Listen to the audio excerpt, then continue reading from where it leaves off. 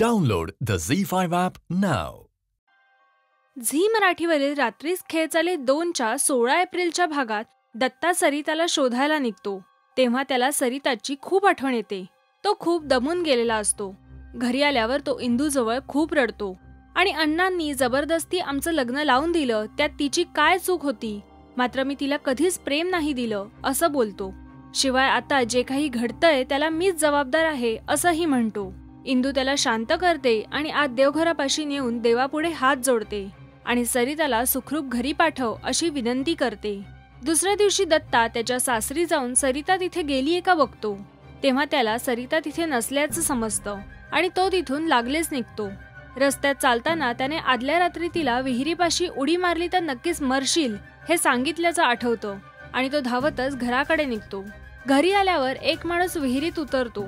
तिथे जमलेल्या काही बायका सासू सुनेचं भांडण झालं म्हणून सुनेने जीव दिला का असं बोलत असतात. छाया त्यांना ते ऐकून ओरडते आणि तिथून जायला सांगते. तितक्यात इंदूला चक्कर येते आणि इथे विहिरीत उतरलेल्या माणसाचा वर ओढण्यासाठी आवाज येतो. तो माणूस वर आल्यावर सांगतो की विहीर खूप खोल आहे. आतापर्यंत अशी विहीर कुठे बघितली नाही आणि विहिरीत काहीच मिळालं नसल्याचंही सांगतो.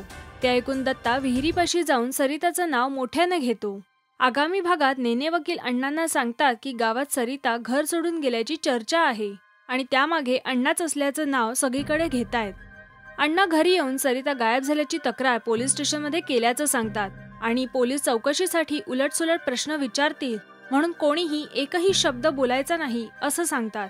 सरिता नक्की कुठे गेलीये, का तिला कोणी गायब केलंय की अजूनच कोणतं कारण आहे, हे बघण्यासाठी पाहत रहा रात्रीस खेळ चाले 2 सोमवार ते शनिवार रात्री 10:30 वाजता फक्त झी मराठीवर.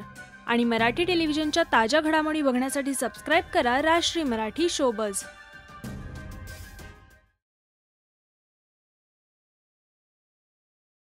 Download the ZEE5 app now.